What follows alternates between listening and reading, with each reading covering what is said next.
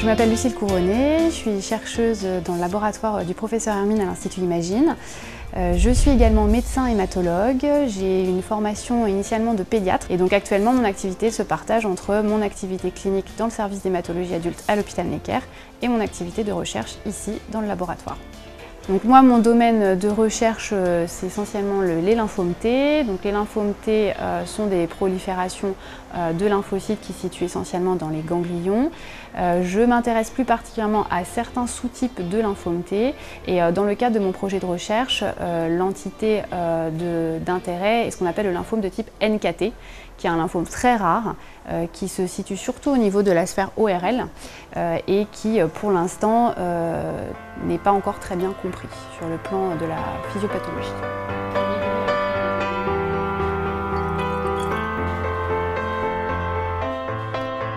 Donc moi, mon projet était basé sur une approche de séquençage. Donc le séquençage permet d'identifier des anomalies génétiques qui sont présentes dans les cellules de la tumeur, donc de tout type de tumeur, mais en l'occurrence dans le cadre de mon projet dans les cellules des lymphomes NKT. Et pourquoi on fait ça? Pour plusieurs raisons. On peut identifier des marqueurs qui sont importants pour le pronostic des patients, ce qui va permettre de mieux stratifier les patients pour rapport au traitement. Identifier également des événements qui sont importants pour le diagnostic, donc pour aider au diagnostic, parce que quelquefois ce sont des lymphomes qui ne sont pas toujours faciles à mettre en évidence et à diagnostiquer. Et puis après, évidemment, l'intérêt, c'est d'aller trouver des événements qui vont activer certaines voies au sein de la cellule, des voies qui pourront ensuite être ciblées par des thérapies, qu'on appelle thérapies ciblées, et qui pourront améliorer en fait la prise en charge des patients et leur pronostic. Et j'ai commencé à avoir quelques résultats qui sont pour l'instant très préliminaires que je dois encore analyser, où on retrouve effectivement certaines mutations, donc certaines anomalies génétiques de façon récurrente dans une proportion de patients, à peu près 20 à 25% des patients. Je suis vraiment en train de finaliser l'analyse, il faut que je la corrèle aux données cliniques. Ce qui me manque maintenant, c'est les données cliniques un peu plus précises pour vraiment voir le rapport avec le pronostic, mais je pense que dans les 6 mois, il faut que ça soit terminé dans les 6 mois de toute façon. Maintenant que je commence à mener moi-même mes projets de recherche, il faut que j'aille chercher cet argent et je me suis effectivement rendu compte que ça prend beaucoup de temps. C'est un temps qui est indispensable et qu'il faut prendre parce que si on ne prend pas ce temps-là, on ne fait pas bien les dossiers de demande et on n'a pas d'argent au bout. Donc c'est vraiment un temps qui est nécessaire et ça fait partie du travail. Sans ce genre de bourse, on ne peut pas mener à bien nos projets de recherche, clairement.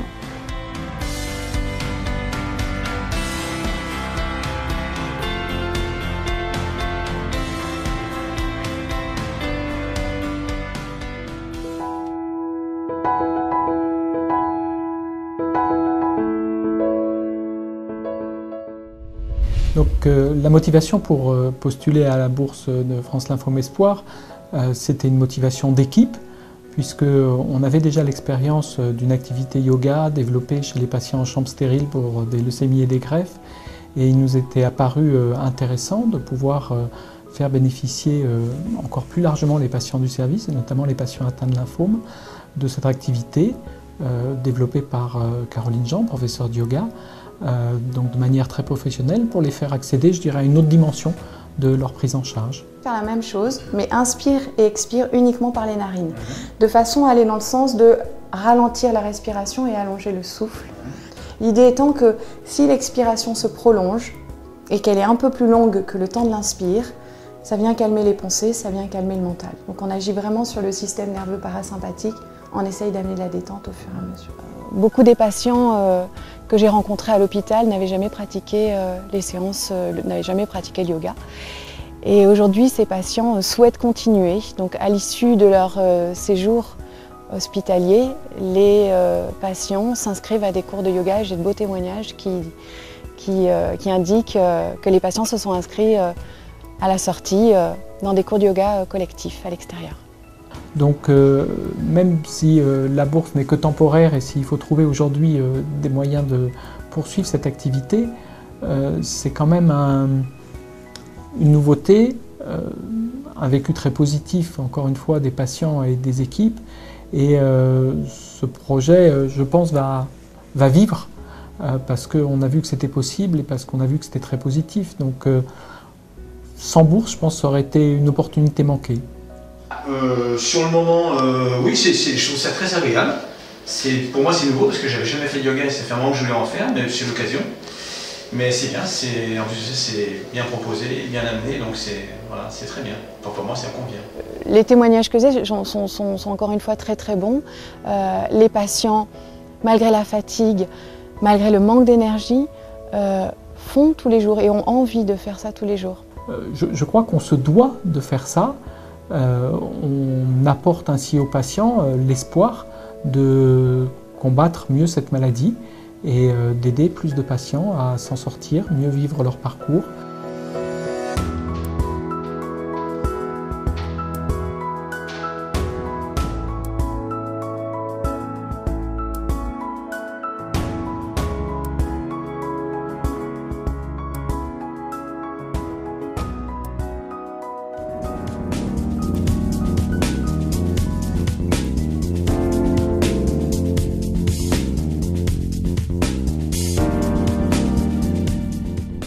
Je m'appelle Sylvain Fisson, je suis professeur en immunologie à l'Université d'Evry et je suis spécialisé plus particulièrement en neuroimmunologie et je m'intéresse tout particulièrement aux sanctuaires immunitaires tels que l'œil et le système nerveux central. Mon projet de recherche, qui m'a permis d'obtenir le prix France Lymphome Espoir 2013, consistait à étudier l'effet de thérapies innovantes ciblées sur les lymphomes non-hodgkiniens intraoculaires et éventuellement cérébraux. Nous avons utilisé les fonds de ce prix de recherche pour optimiser l'action de ces anticorps monoclonaux in vitro, mais aussi pour tester leur efficacité dans des modèles précliniques in vivo, en particulier chez la souris. Alors, les résultats ont montré qu'une seule injection de cet anticorps monoclonal optimisé permet d'éradiquer définitivement les tumeurs cérébrales dans 50% des animaux qui ont subi ce traitement. En une seule injection et avec un effet mémoire, c'est-à-dire que lorsque l'on réinjecte la tumeur dans ces animaux, à un autre endroit du cerveau, la tumeur est éliminée. Donc ces résultats sont bien entendu ont fait l'objet d'un brevet et sont en cours d'exploration clinique à l'aide d'un partenariat industriel.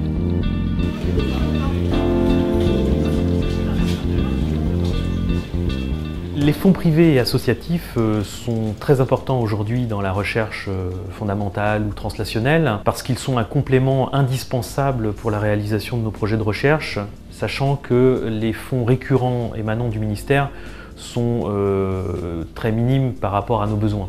J'estime que ces fonds privés et associatifs représentent environ 60% de nos fonds de fonctionnement au quotidien, mis à part bien entendu les fonds d'équipement. Je tenais à ajouter que je trouve très important qu'il y ait de plus en plus de liens entre les chercheurs, le monde de la recherche et le grand public, afin qu'il y ait une démystification des travaux qui y sont faits et aussi une vulgarisation, une explication de nos travaux et de nos résultats. Même s'ils n'aboutissent pas toujours à court terme à des résultats en clinique, il y a des avancées dont d'autres chercheurs se servent et qui permettent in fine, trouver de nouveaux traitements.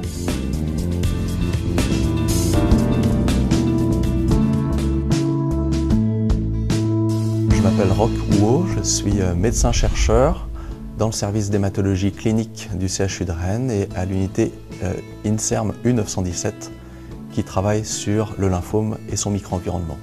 Aujourd'hui, ce qu'on voit arriver en cancérologie et également en hématologie, ce sont des nouveaux traitements d'immunothérapie. Ce sont des traitements qui vont stimuler le système immunitaire de façon à amplifier la réponse immunitaire contre la tumeur. Et donc, on voit arriver depuis quelques années des anticorps qui stimulent le système immunitaire. Et donc moi, depuis 10 ans, je travaille sur ces approches-là. Et on a identifié une cible qui nous paraît particulièrement intéressante, qui s'appelle CD137, qu'on va pouvoir activer grâce à des anticorps stimulant le système immunitaire.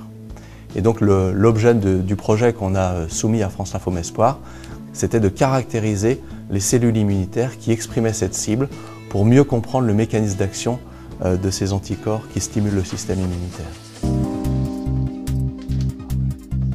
Aujourd'hui, au laboratoire, on est en train de tester, de voir si notre anticorps qui stimule le CD137 est également capable d'augmenter la présentation des antigènes par ces cellules dendritiques. Comment voyez-vous les financements associatifs et privés dans la recherche actuelle? Alors pour moi, ces financements, ils sont importants à double titre. D'abord, grâce au soutien financier qu'ils nous apportent, mais aussi par le lien qu'ils vont créer entre les patients et les chercheurs. Et ça, ce lien, il me paraît très important. D'accord. Globalement, que pensez-vous de la recherche, particulièrement sur le lymphome? Alors je crois qu'en France, on a la chance d'avoir une compétence importante dans la recherche sur le lymphome, à la fois au plan national, grâce à des groupes coopérateurs, je pense bien sûr au LISA, mais également au plan local avec des équipes de recherche qui ont chacune leurs compétences. Et nous, à Rennes, ce qu'on essaye de développer, c'est l'étude du micro-environnement du lymphome et toutes les approches d'immunothérapie.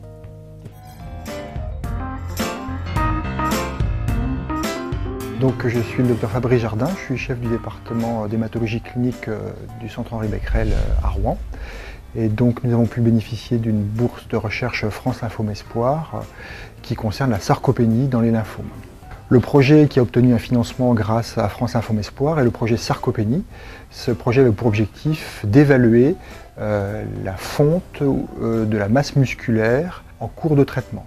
Car on avait pu montrer effectivement il y a quelques années lors de travaux préliminaires que le fait d'avoir une faible masse musculaire, c'est-à-dire une sarcopénie, mesurée par un scanner, était associé à un plus mauvais pronostic chez nos patients. Alors les causes sont multiples, il y a l'âge bien sûr, mais il y a la maladie elle-même, éventuellement les traitements, et tous ces facteurs conduisent à la fonte musculaire et finalement à rendre le patient plus fragile vis-à-vis de ces traitements. Donc ça, nous avions montré ça de manière rétrospective sur une série d'une centaine de patients et le projet financé par France Lymphome Espoir était de démontrer la même chose de manière prospective dans une série d'une centaine de patients où nous avons pu analyser la masse musculaire au départ, au diagnostic, et puis suivre cette masse musculaire en cours de traitement. Et ça, à ma connaissance, c'est la première fois que ça a pu être réalisé dans ce contexte de lymphome.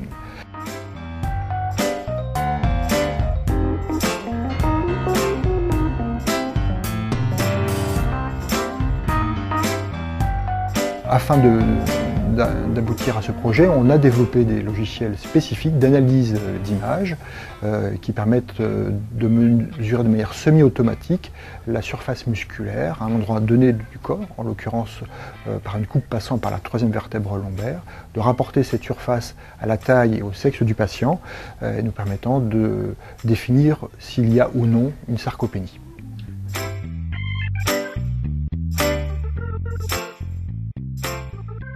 Voilà, donc le projet Sarcopénie est maintenant terminé. Nous avons pu inclure, comme nous l'avions prévu initialement, 97 patients atteints de lymphome diffus à grande cellule, et les analyses statistiques, car il nous fallait un recul minimum de 2 ans, sont maintenant en cours. Les résultats qu'on attend avec impatience, c'est comment évolue cette sarcopénie au cours du temps, en cours de traitement, à 1 an après le diagnostic et la fin du traitement. Donc ça, ce seront des résultats tout à fait nouveaux, mais une publication récente dans JCO, qui a été réalisée dans le cadre de cancer colique, a montré que cette sarcopénie et l'évolution de cette sarcopénie au cours du temps était prédictive du pronostic des patients. Donc est-ce qu'on va répéter, renouveler cette constatation dans les lymphomes? C'est là est toute la question, et je pense qu'on aura une réponse courant septembre, une fois les analyses statistiques réalisées, mais ça sera probablement une première dans ce contexte. L'intérêt aussi de ces financements privés, c'est qu'on peut aussi facilement transmettre nos résultats, je crois, aux donateurs. Je crois qu'on a obligation de transmettre ces résultats, c'est ce qu'on fait aujourd'hui, mais ce retour vers le grand public est, je pense, une mission importante des sociétés savantes telles que le LISA, par exemple. Et il y a une volonté vraiment que, via notamment France Lymphome Espoir, que la recherche dans le domaine du lymphome puisse être transmise de manière plus évidente au grand public.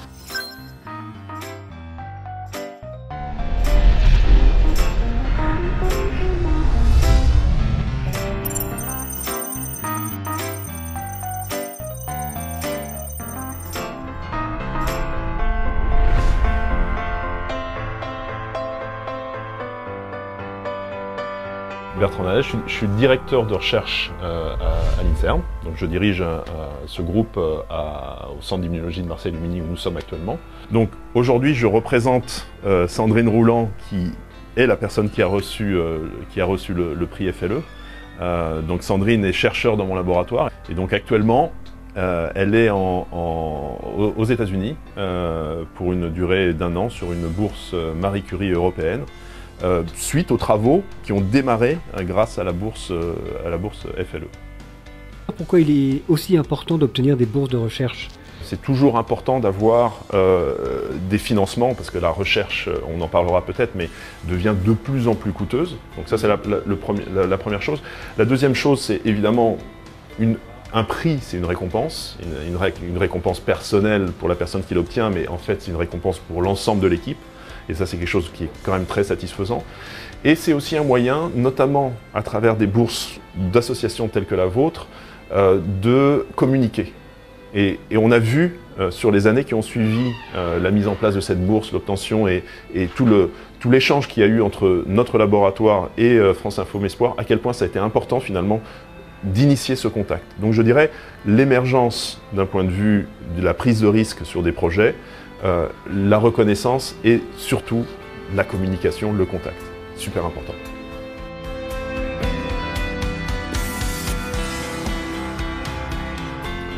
À ce moment-là, on venait de publier un certain nombre de données assez originales montrant que les précurseurs du lymphome folliculaire étaient présents dans le sang d'individus sains très longtemps avant le développement de la maladie.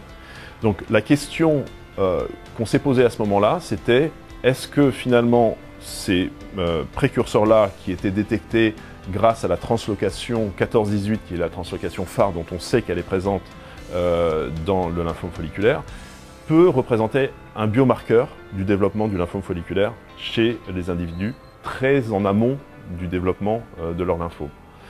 Et le projet, en fait, qui était assez original à ce moment-là, c'était d'essayer de combiner l'approche moléculaire de la détection de ce biomarqueur avec une approche épidémiologique. Et on a contacté en fait EPIC, qui avait développé une cohorte d'individus pendant plus de 20 ans, d'individus sains qui ont ensuite développé le lymphome. Et on a récupéré ces données-là, et l'idée c'était de savoir est-ce que ces cellules que l'on détecte au départ chez l'individu sain sont celles qui vont développer le lymphome à la fin.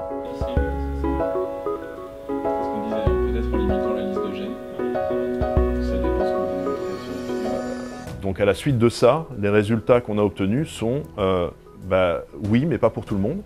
Donc effectivement, à chaque fois que les gens ont développé un lymphome folliculaire, ce lymphome était issu de ces cellules précurseurs-là. Donc qui a changé un petit peu le concept le lymphome folliculaire se développe à partir de précurseurs qui sont présents très longtemps au niveau des organes périphériques et du sang. Mais pas chez tout le monde, et donc évidemment il y a des anomalies supplémentaires qui doivent être ajoutées au fil du développement du lymphome, et c'est l'objet de nos recherches actuelles, c'est d'essayer de comprendre quelles sont les autres anomalies qui vont faire basculer un précurseur qui ne va pas évoluer vers un précurseur qui évolue vers le lymphome folliculaire. Il faut savoir que les coûts des projets et des programmes de recherche ambitieux ont explosé depuis ces dernières années, et il est illusoire de penser qu'un seul mode de financement peut couvrir l'ensemble d'un programme de recherche, d'un laboratoire. Et donc l'ensemble de ces acteurs à différents moments du développement du projet est absolument indispensable. Je pense que nous pouvons être fiers de là où nous en sommes au niveau mondial, de la compétitivité qu'on a pu mettre en place au niveau mondial. Mais c'est vrai que d'un point de vue global, l'investissement n'est pas suffisant pour pouvoir permettre aux innovations de prendre un vrai essor par rapport à des pays comme les États-Unis par exemple.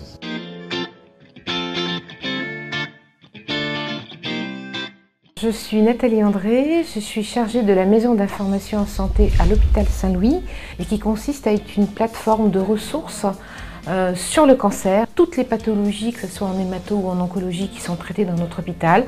Donc on a un fonds documentaire assez important, et puis l'idée aussi c'est de trouver des pistes, des coordonnées, des ressources, et pouvoir accéder à des soins de support. Evelyne Menot, qui était responsable à l'époque de la médiathèque, on a mis au point un projet qui répondait à la demande des patients, à savoir un accompagnement sur le plan culturel, artistique, bien-être. Voilà, donc ça, effectivement, c'était extrêmement précieux, ça permettait de se ressourcer et puis de parfois compenser certaines altérations de l'image. Et après ce projet, c'est de proposer des lectures parfumées au chevet des malades, puisqu'on constatait qu'il y avait aussi des altérations au niveau du goût et de l'odorat, et puis des forts besoins d'évasion. Donc voilà, on a fait cette prestation un petit peu originale. Donc on avait des contes, des concerts et des lectures musicales. Donc c'est des moments importants de ressources, d'évasion pour les patients. C'est un moment de partage aussi avec les proches de la famille. Aussi au niveau de l'équipe, on a remarqué que ça pouvait aussi engendrer d'autres types de rapports. L'équipe aussi pouvait bénéficier aussi de ces temps culturels et ça leur permettait un peu d'avoir d'autres interactions avec le malade. Et puis un moment de partager aussi ces moments-là dans les chambres. On a bâti un questionnaire de satisfaction qu'on a distribué donc à Coquelicot 6 sur les prestations de bien-être au chevet, bien-être esthétique. Et là, effectivement, ça a été sur une période de 1 an qui a permis quand même de montrer un taux de satisfaction très important sur la détente, le confort, l'image corporelle. Donc là, on a des résultats très très encourageants. C'est pour ça que ce service s'est emparé et a été très motivé pour pouvoir le pérenniser. Joyeux anniversaire France Info Espoir. Continuez à financer de beaux projets de recherche comme vous le faites actuellement et on sera très heureux de pouvoir mener à bien nos travaux et de pouvoir vous aider. Merci. Un très grand anniversaire pour France L'Info Espoir. Faire face à de nouveaux défis, les relever et avancer encore ensemble. Bravo. Happy birthday France L'Info Espoir. Bravo pour les 10 ans de succès. Alors merci à France L'Info Espoir pour tout ce qui a été accompli depuis 10 ans et je souhaite que les 10 prochaines années soient aussi productives. Joyeux anniversaire à France L'Info Espoir. Bravo à ses créateurs et on espère encore qu'elle vivra au moins 10 ans, ou au moins jusqu'à la disparition de cette maladie. Joyeux anniversaire France Info Espoir. 10 ans d'existence, c'est pas rien pour une association, donc vraiment joyeux anniversaire à FLE et une très bonne continuation.